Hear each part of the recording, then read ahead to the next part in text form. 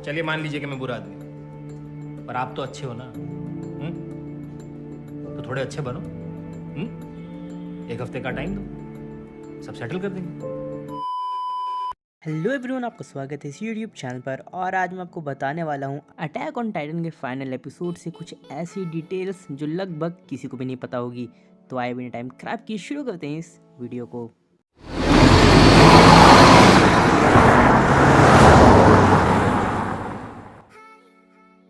तो final episode में हमें एक सीन दिखाया जाता है कि रंबलिंग के कारण बहुत सारे लोग पहाड़ से गिरने वाले होते हैं, लेकिन जब एक औरत अपने बच्चे को बचा लेती है खुद खत्म होने से पहले, तो सारे लोग उस बच्चे को बचाने लगते हैं खुद सेक्रीफाइस होकर।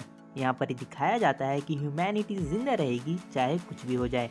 लेकिन एक चीज़ यहाँ पर और भी भयानक थी, उस बच्चे की रोने की आवाज़ काफ़ी ज़्यादा रियलिस्टिक थी। ये ऐसा इसलिए था क्योंकि एक रियल बच्चे की आवाज़ रिकॉर्ड की गई थी इस सीन के लिए, और ये बच्चा यूकी काजी का है जो कि एरन येगर के वॉइस एक्टर हैं। और एक और बात, इस बच्चे ने अपने इंडस्ट्री में डेब्यू किया अपने फर्स्ट बर्थडे से पहले। तो चलिए चलते हैं अब नंबर 2 पर। तो एपिसोड के अंत में एरन येगर को मिकासा खत्म कर देती है और वो एरन के सिर को अलग कर देती है, वो भी एक कोलोसल टाइटन के मुंह के अंदर। और ये लोकेशन काफ़ी ज़्यादा इंटरेस्टिंग है क्योंकि एरन यहाँ पर पहले भी फंस चुका है। अगर आपको याद होगा तो सीजन 1 में एरन को एक टाइटन ने खा लिया था। उस समय सबको लगा था कि एरन वहाँ पर खत्म हो चुका है, लेकिन हमें वहीं पर पता चला था कि एरन अटैक टाइटन में शिफ्ट हो सकता है। लेकिन उसे थोड़ी देर पहले ही एरन अपनी जान बचाने की कोशिश कर रहा होता है, और एरन अपनी जान बचाने के वक्त कहता भी है कि मैं यहाँ पर खत्म नहीं होना चाहता। और फाइनल एपिसोड में एरन एक टाइटन के मुंह के ही अंदर खत्म होता है। तो चलिए अब बात करते हैं नंबर 3 के बारे में। अपने प्यार को खत्म करने के बाद, यानी मिकासा एरन को खत्म करने के बाद, मिकासा पैराडाइज वापस लौटती है और एरन को दफना देती है। और अगर आपने एक चीज़ ध्यान दी होगी तो एरन येगर वही पेड़ के नीचे दफन होता है जहाँ पर वो हमेशा सो जाता था। और ये पेड़ एरन, मिकासा और आर्मिन के लिए काफ़ी ज़्यादा इम्पोर्टेंट था। लेकिन तुम लोग एक चीज़ भूल गए होगे कि यही चीज़ हमें सबसे पहले दिखाई गई थी इस सीरीज़ में। सबसे पहला सीन दिखाया गया था अटैक ऑन टाइटन में कि एरन येगर अपने सपने से जागता है, वही पेड़ के नीचे।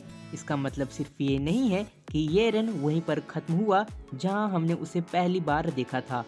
इसका मतलब और ये भी है कि सीरीज की स्टार्ट हुई थी जब एरन मिकासा को देख रहा था, और सीरीज खत्म भी वहीं पर हुई जब एरन मिकासा को देख रहा था। चलिए अब बात करते हैं नंबर 4 के बारे में। तो क्रेडिट सीन में हमें दिखाया जाता है कि एक बूढ़ी औरत और एक आदमी और उसका पूरा परिवार एरन के ग्रेव को, जो उसी पेड़ के नीचे होता है, उसे विजिट करने आता है।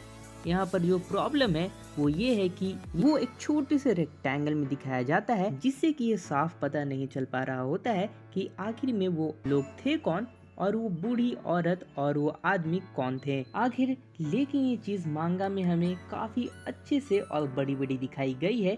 वो औरत मिकासा होती है और जिसने कि किसी और से शादी कर ली है, उनके बच्चे भी हैं, और वो उसे विजिट करने आती है। तो एरन का डर तो सच नहीं हुआ और मिकासा भी एरन को नहीं भूली, और हमें उसके बाद दिखाया जाता है कि मिकासा को भी वहीं पर वो लोग दफन कर देते हैं एरन के बगल में। तो चलिए अब बात करते हैं 5वें नंबर के बारे में।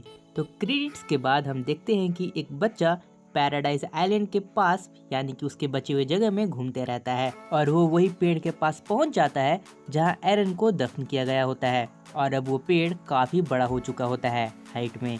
ये अटैक ऑन टाइटन में फाइनल सीन था, और ये काफ़ी ज़्यादा सिमिलर है इस सीरीज़ के एक सीन से जो कि इस सीरीज़ के हिस्ट्री में दिखाया गया होता है। तो यमीर फ्रीड्स के फ्लैशबैक में हमें दिखाया जाता है कि कैसे टाइटन पावर्स आई थी, जब वो लड़की एक बड़े से पेड़ के पास पहुंच जाती है और उसे उसके अंदर एक बीइंग मिलता है जिसे सोर्स ऑफ लिविंग मैटर कहा जाता था। हालांकि एरन ने टाइटन पावर्स को इस दुनिया से इरेज कर दिया है, लेकिन हमें कुछ ऐसा दिखाया गया है कि उस बच्चे को कुछ ऐसा बीइंग मिलेगा और टाइटन पावर्स वापस से आएंगी, और ये काफ़ी ज़्यादा अच्छा था। तो थैंक यू, इस वीडियो में सिर्फ इतना ही। अगली वीडियो में मैं फिर से मिलूंगा।